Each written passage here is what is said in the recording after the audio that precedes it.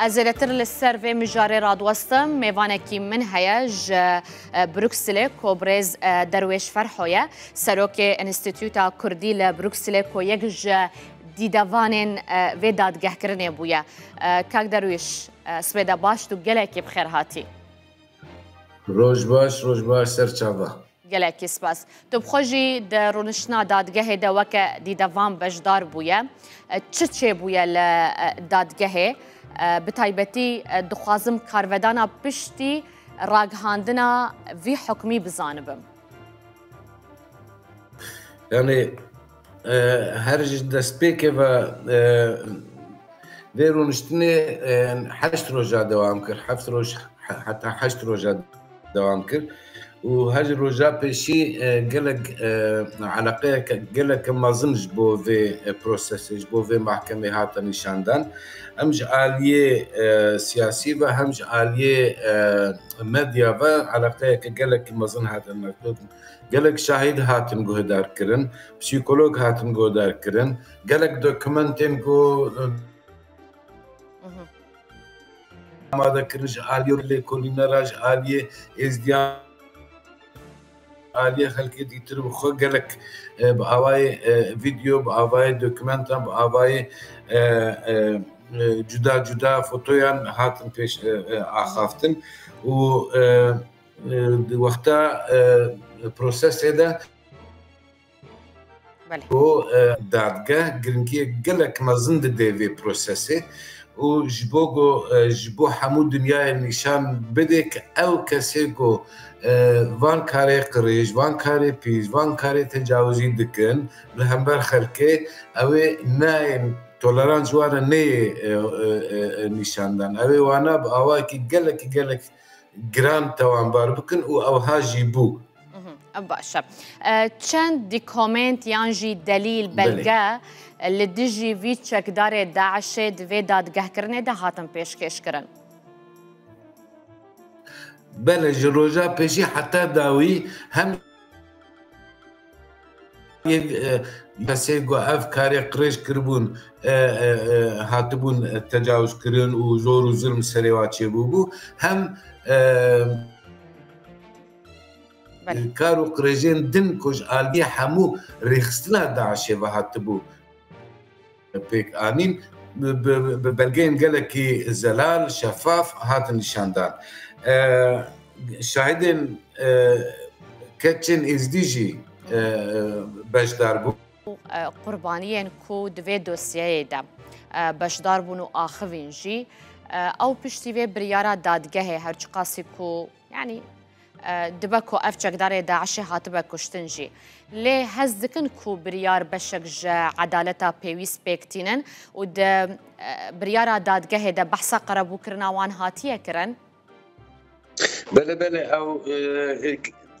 براستیجی بریاره که گلکی جی خود گلکی باش بو و هر کس پی ممنون بو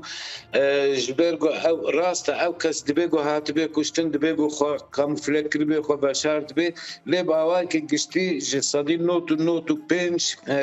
باوری هیا گو هاتیه کشتن اما او بریار جواره بو تشتکی وکا مورال تشتکی وکا هیزه که آلیه پسیکولوژیک ده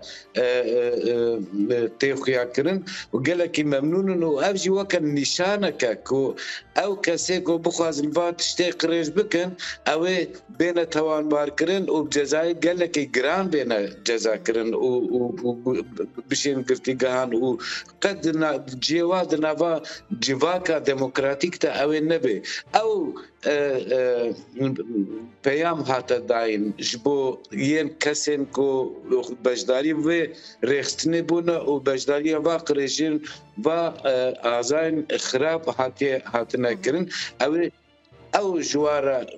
وکا سمبول هاته گوتن راست او کس خیاناکی هاتیه کشتن هندایا خوبشارتیا لیج صدینو تو پنج تیزانی گو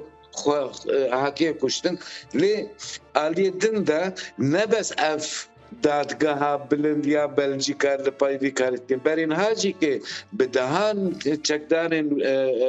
داعش هاتن دارزاندن و جزا کرن و هنگ جوا حتی هاجی گرتیگاه دنا لی اف دادگاه گلک علاقه که مزن کشاند دید و اف دادگاه نه دادگاه نورمال بو دادگاه هری بلند بو بلژیکا هری بلند بو و جوری خلقه پیدهات نه بس دوزگر و دادور و نظام چی بود لی خلق نوا جوری دبن نیزی 20 کسا رونشتی بود و اف بریارستاند و جزایی نه و قد کرد جبروی که تشتکی گلکی ما مهم بو لگلک بازاره دنجی که بازاره آنورس نه آماده کارید بن گو دیسا کسین گو بجداریا و چکداریا داعش کرنا ورندار زاندن يعني دوسيين دنيين فكري هنا چند دوسيين ها فكرينا والچند دادگاهان نها دادگاه که دیتر یا باجاره آنورس اما دکاری دکش بونا دیسا دوزا کمزن وقتا هر لوی داده داد و محکمه دا پولیس و کسین پسیکولوگین گوستر به دوسیت سکنن دنافبري ده او كرن يعني داخل يعني دان كل انتورب بنجيكي باجاري انتورب بنجيكي اماده كاريك هيا لكن قدس بيك بيغومان حتى بن كان قدس بيك اماده كاري هيا باشا اف دادگاها بلند بوكو اف بريار لدجي فيتشك داري داعش دركات لي بقشتي لبلجيكا لدادگاهن دنيا نافچو باجاران تگوت كو گلك چك دارين داعش هاتنا دادگاه كرن هناك دزندان انديا امارك لبردستي وهيا كو حتى هاولاتك وكو بلجيكا چند چك دارين داعش دادگاه كريا بتاوانا بيك انينا جنوسايد دجي كردن اس دي ولا تشتاقوا أزانم هولندا جيك دادگاه چه بويا لفرنسا جيك چه بويا لي چه توانباري هاتيا آخافتن چه چاوا علاقه ديتي از سوينا نزانم بس تشتاقوا أزانم بلجيكا لسربي تشتاق بأواي كي جدي سكني وبأواي كي جدي جي دادگاه خود أنا مشاندن ونها جيك هم چاپمني هم آلية حقوق ده وهم آلية سياسات ده بأواي كي جدي لسربي تشتاق سكنن بله از گلک سپاسیاتت کم کاک درویش فرحوک و سروک انستیتوتا کردی لبروکسل یک جدید وادن و دادگاه کرنه جبروکسل تو میوانه ما بی گلک سپاس سر چاویم گلک سپاس